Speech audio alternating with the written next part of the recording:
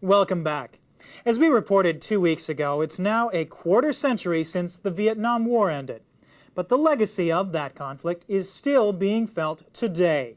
Thousands of people are either maimed or killed each year by landmines or unexploded ordnance left over from the war. And some estimates say it will take another 30 years to completely clear the country. Susan Yu now reports on the efforts of aid groups to rid Vietnam of these silent killers. Imagine walking in a field or a forest without care, without fear. For Win Kong Lee, it's a luxury he and countless others can't afford. The 10-year-old knows his life could change forever in a matter of seconds. He runs the risk of being killed or losing a limb in bomb-infested Quang Tri Province. It's a game of chance that has become a way of life. There are many landmines and unexploded bombs here. It's very hard for villagers to live and farm here. It's the legacy of the Vietnam War, a war that raged more than 30 years ago when this was a familiar sight. American planes dropping or firing 8 million tons of bombs and ammunition on Vietnam. And it was the demilitarized zone, or DMZ, in Quang Tri Province, which took the brunt of the bombings. Today, Vietnam finds itself waging another battle.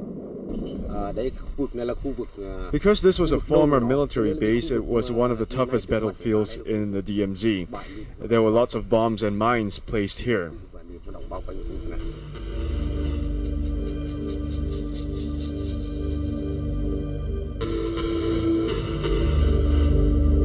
Since the end of the conflict in 1975, more than 4,000 people in Quang Tri Province alone have been killed or maimed by landmines or unexploded bombs, more commonly known as UXOs.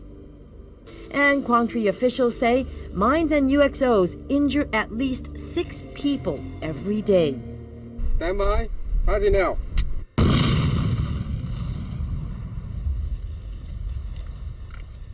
At this former American military base, 6 miles from the DMZ, Deminers are on a search and destroy mission after bombs killed 29 villagers and injured scores of others here. Okay, this site is 120 hectares, and up to present we've found over 2,000 items of unexploded ordnance and over 40 landmines. After the clearance, there will be 78 families resettled on this land. These families, or some of these families, were moved off by the Americans 25 years ago. The British Mines Advisory Group, or MAG, has hired 24 Vietnamese civilians to help with the cleanup. The risks are high, along with the salary. But for the local Deminers, the job means more than just the $200 they earn a month. How do your men feel about working on this site, cleaning up this mess, really? Well, I think they're extremely proud of what they're doing because all the people employed are civilian and they are from this commune, the actual commune that this minefield site is in. And for 45-year-old Bui Truong Hong, it also means reconciliation. He works for MAG as a military observer. We Vietnamese love our country and fought for our independence. The war is now over and this is part of Vietnam, and America is trying to heal the wounds of war. Okay. Where's electric pole 39?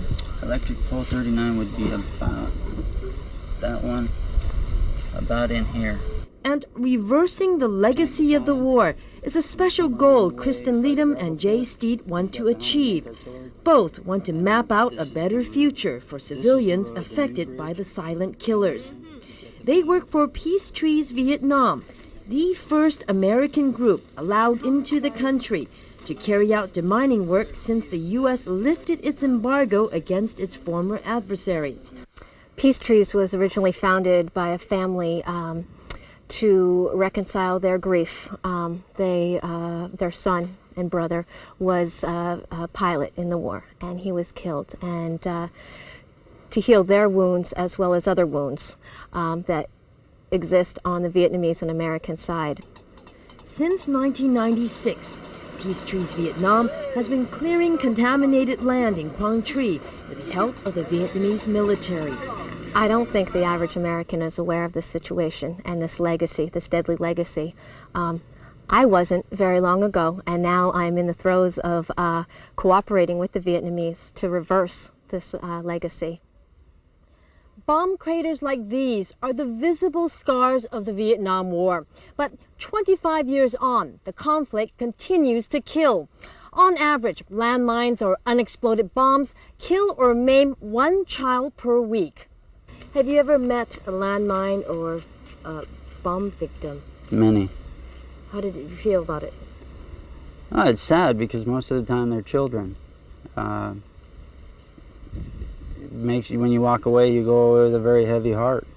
The children were not involved in this conflict 25 years ago, but yet they're the ones that are paying the price today. There lies the urgency to decontaminate the land. Peacetrees hopes it can clear this 32-acre site in 8 months. An ambitious plan under the circumstances. How many bombs are we talking about? I couldn't honestly tell you that because we haven't cleared the area yet. I don't have an estimate as to what was dropped here, what type it was, or how much it was. It's that kind of uncertainty that has driven farmers off their land, kept villagers from building homes, and here in Truc Lam, even digging a vital well. Villagers pay Dong Ti Mei Tiu 3,000 dong, or 25 US cents a day, to make several 15-minute trips to fetch water. It's backbreaking work, but the 53-year-old says she and others have no choice until the land is made safe with the help of groups like Peacetrees Vietnam. As cleanup work is done in the countryside, in Hanoi, Vu Le Mai is waging her own battle against the legacy of the war. She has produced a documentary to highlight the landmine and bomb problem in northern Vietnam.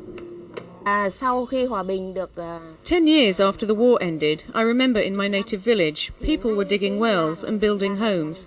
They found UXOs and they went off and killed and injured a lot of people. Even inside Hanoi, the same thing was happening.